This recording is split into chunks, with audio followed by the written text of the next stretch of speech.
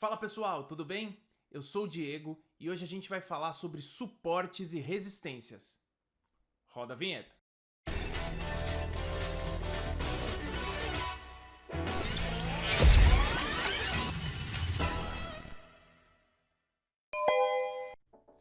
Vamos lá. Antes da gente falar sobre suporte e resistência, é importante a gente abordar uma outra coisinha, que são os topos e fundos. Parece ser bobo, mas saber identificar topo e fundo de um gráfico é importantíssimo. Peguei esse gráfico aqui do 15 minutos justamente para a gente dar uma olhada nisso, inclusive porque identificar topo e fundo em gráficos com tempos maiores é muito melhor e vai ser mais eficiente quando você for operar. Dá uma olhada na movimentação do gráfico. Veja como várias vezes o preço vai lá em cima e depois disso ele vai lá para baixo de novo. Olhando essas movimentações, a gente começa a identificar o que são os topos e o que são os fundos. Então aqui, são os topos que o mercado fez. E aqui, são os fundos que o mercado fez. Então, basicamente, para a gente identificar o que foi um topo e o que foi um fundo, a gente precisa olhar qual foi a extremidade que o preço alcançou. Pois bem, agora que o conceito de topos e fundos já fixou na nossa mente, vamos falar dos suportes e das resistências. Quando a gente pensa em suporte e resistência, vale a pena a gente fazer um paralelo com outras coisas para ficar mais visual. Quando a gente olha uma casa, ela tem um teto e um chão. Se a gente joga uma bola de tênis no chão, ela vai bater nele e vai voltar em direção ao teto. Esse seria o mesmo conceito do suporte. Agora, se a gente jogasse a bolinha no teto, ela bateria nele e voltaria em direção ao chão. Esse é o mesmo conceito da resistência. Ou seja, esse conceito de suporte e resistência mostra os locais onde o ativo tem uma certa barreira de preço, que faz com que seja difícil passar delas. É como se fosse o teto ou o chão do ativo com relação ao preço. A gente não pode esquecer que em toda estrutura do mercado financeiro tem pessoas ou empresas do outro lado que também estão negociando aquele ativo. E justamente por isso é importante pelo menos tentar identificar esses suportes e resistências para operar melhor. A gente já sabe que o nosso gráfico é formado por candles, que estão ali para mostrar as negociações que aconteceram. E a gente precisa se basear neles para analisar os suportes e resistências do mercado. Eu já disse isso, mas eu vou repetir.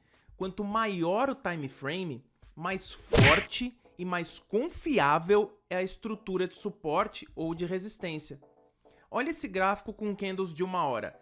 Percebe quantas vezes o preço bateu nessa região e não conseguiu passar? Pois bem, essa era uma resistência do preço.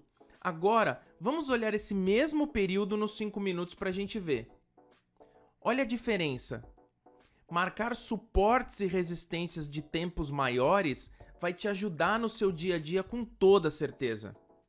Voltando para o gráfico de 1 hora, vamos olhar o suporte. Olha quantas vezes o preço testou essa região e voltou para cima. Esse foi um suporte do preço. Baseado nisso, fica claro porque a gente falou de topos e fundos antes de falar dos suportes e resistências. Uma coisa está totalmente ligada à outra. Quando a gente entende como identificar um fundo e um topo, a gente consegue identificar o que são suportes e resistências muito mais fácil.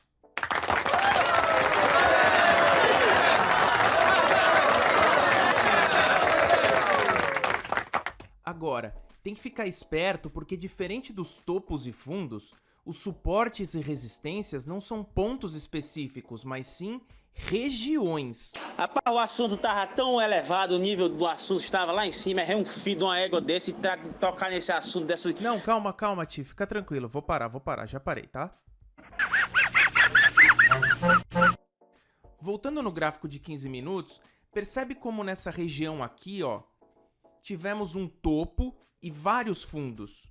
Quando o gráfico estava vindo lá de baixo e fez esse topo aqui, ele encontrou uma resistência nesse ponto. Olha como sofreu para passar dessa região. Percebe que depois ele conseguiu passar dessa região e foi fazer um novo topo ali em cima. Aqui, Aí depois disso ele caiu novamente e percebe que ele veio fazer um fundo justamente na mesma região onde ele tinha feito um topo ali atrás? Esse é justamente o conceito da teoria da bipolaridade. Quando um topo ou uma resistência é rompida, ela vai acabar se tornando uma região de possível fundo ou de suporte. E quando um fundo ou um suporte é rompido, ele vai acabar se tornando uma região de possível topo ou de resistência. Só recapitulando uma coisa para deixar uma dica para você. Quando o preço estiver numa região de suporte, significa que a maior probabilidade é de que o preço volte a subir. Então, nessas regiões seria interessante buscar por oportunidades de compra. Já quando o preço estiver numa região de resistência, a maior probabilidade é de que o preço volte a cair. Então, nessas regiões, seria interessante buscar oportunidades de venda. É aquela coisa, um trader é um negociador. E como todo bom negociador, a gente sempre quer comprar barato e vender caro. Era isso. Agora você já sabe o que são topos e fundos e o que são suportes e resistências. E também aprendeu o que é a teoria da bipolaridade. Durante todos os dias que você estiver operando, eu tenho certeza absoluta que você vai lembrar disso. Um abraço e até a próxima.